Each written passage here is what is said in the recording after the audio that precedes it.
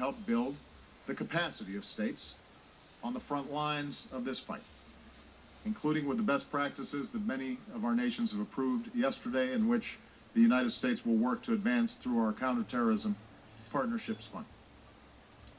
This resolution will strengthen cooperation between nations, including sharing more information about the travel and activities of foreign terrorist fighters, and it makes clear that respecting human rights, fundamental freedoms, and the rule of law is not optional. It is an essential part of successful counterterrorism efforts. Indeed, history teaches us that the failure to uphold these rights and freedoms can actually fuel violent extremism.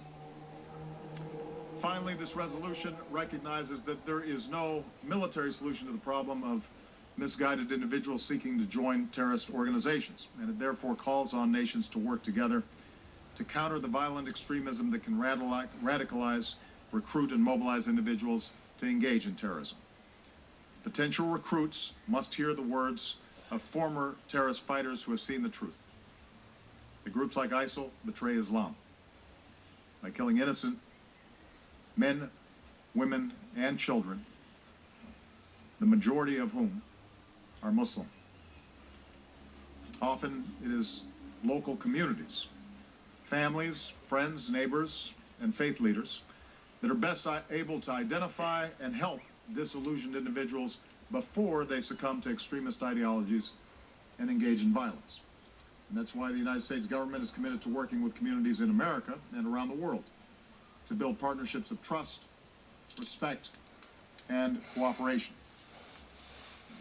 Likewise, even as we are unrelenting against terrorists who threaten our people, we must redouble our work to address the conditions, the repression, the lack of opportunity, too often the hopelessness that can make some individuals more susceptible to appeals to extremism and violence. And this includes continuing to pursue a political solution in Syria that allows all Syrians to live in security, dignity, and peace. This is the work that we must do together as nations. These are the partnerships we must forge as an international community. And these are the standards that we now must meet. Yet even as we're guided by the commitments that we make here today, let me close by stating the obvious. Resolutions alone will not be enough. Promises on paper cannot keep us safe. Lofty rhetoric and good intentions will not stop a single terrorist attack. The words spoken here today must be matched and translated into action, into deeds, concrete action within nations and between them, not just in the days ahead, but for years to come. For if there was ever a challenge in our interconnected world that cannot be met by one nation alone, it is this: terrorists crossing borders and threatening to unleash unspeakable violence. These terrorists believe our countries will be unable to stop them. The safety of our citizens demand that we do.